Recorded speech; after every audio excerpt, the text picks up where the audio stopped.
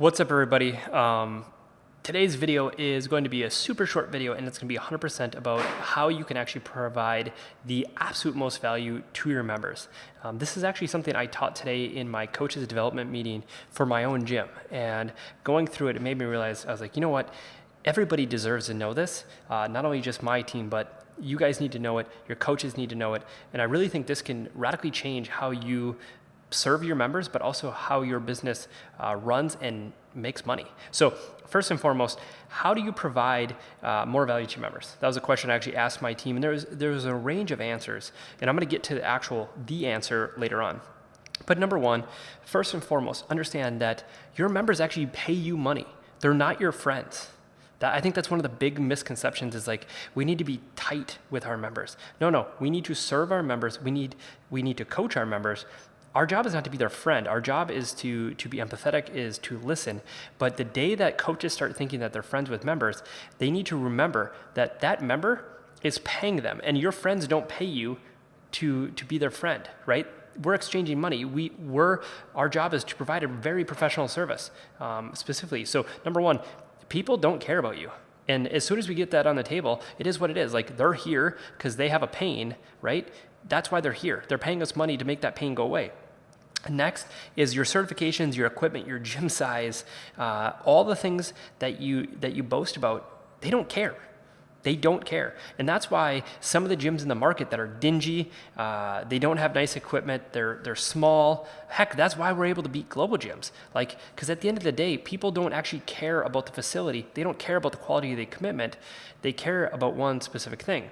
The next one is that time and speed are actually probably the most important things in your business. And so I talked about, how do you provide more value to your members? Provide results.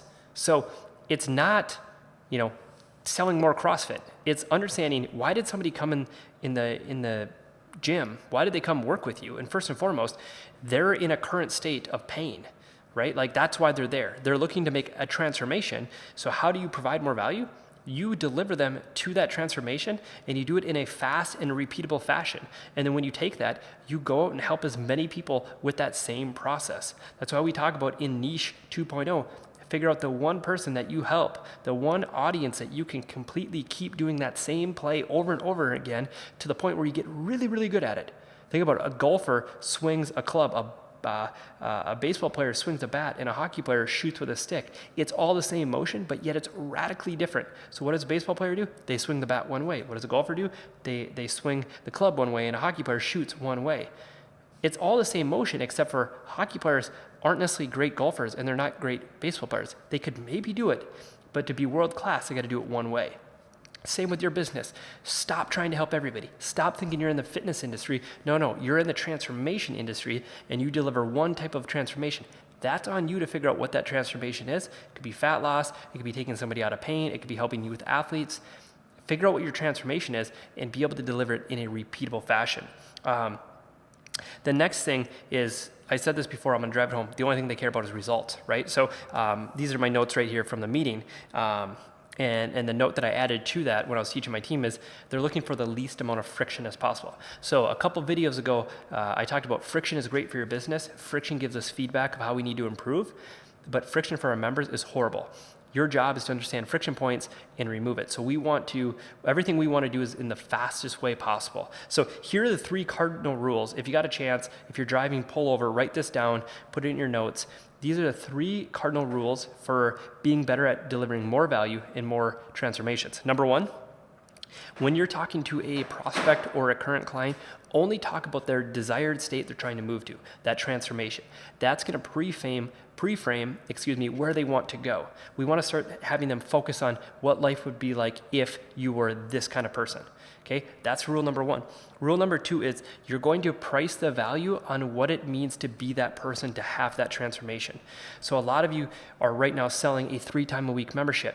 That 3-time-a-week membership has no attachment to the transformation. You don't need to add that in there. Simply put, like, I'm going to coach you for 45 days, and it costs $5.99. Right? And here's the transformation that happens at the end of it. You wrap the price, the value, around the end result. It does not matter how you do it. They don't care. They don't care if they're getting 3 days a week. They don't care if they're getting 5 days a week. If the truth is you said, hey, for $500, I'll hand you the blue pill and you lose 20 pounds and you can go sit on your couch, they're going to buy it. Fun thing, driving to work today, I actually heard on the radio, scientists think they have literally found a pill that will stop people from getting obese. Think about that. Like, that's your competition. That pill is reliable. The speed is like instantaneously. It's not your gyms down the road. They're not your competitors. It's all of the technology that's coming out right now. That is your competition. We have to change our mind of what we're doing. We're competing with the Shake Shops. We're competing with the global gyms. We're competing with Peloton.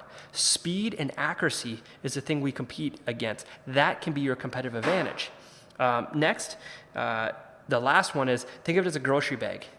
If you're looking to make a very specific meal, you don't go buy a ton of extra groceries, right? We talk about when we're hungry, the worst thing to do is actually go grocery shopping. But if you wanted to cook a very specific dinner, right? And your wife wants a steak, she wants a ribeye steak, she wants sweet potatoes, she wants a Caesar salad, and she wants broccoli. When you go grocery shopping, what's on your list? You get only those main key ingredients and nothing else. Everything else that you put in the bag, you think it's value, all it does is create friction and it slows them down.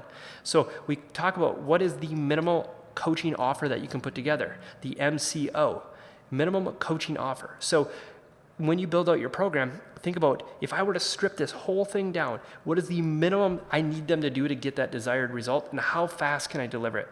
And when you start to think about it in that way, start to think about it in transformation, you start to think about it in speed, and then really cutting away the fat of your program. That's when you get really good at delivering the program, right? Think about even why your base fitness program probably gets better results initially than your sport program, because it's easy for people to learn.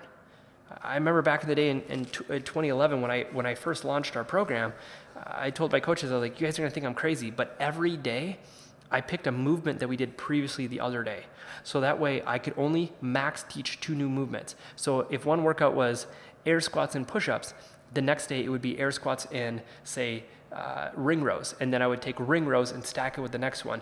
I was always trying to remove the friction of how much they had to learn so they could focus on intensity and actually getting a specific desired result from the workout.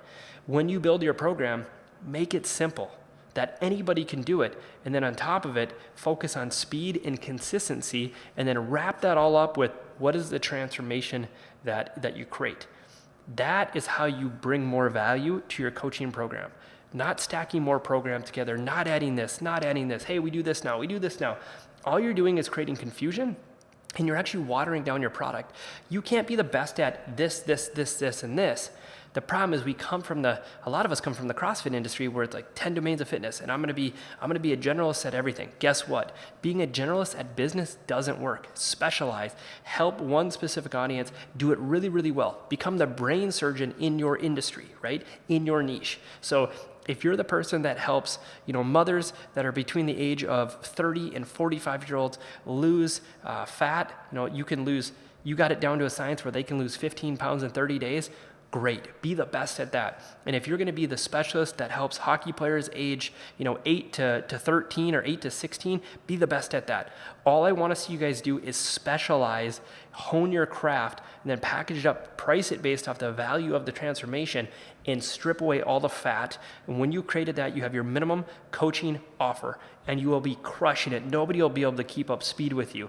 So guys, best of luck. Hope you guys are having a great holiday, and look forward to talking to you guys soon.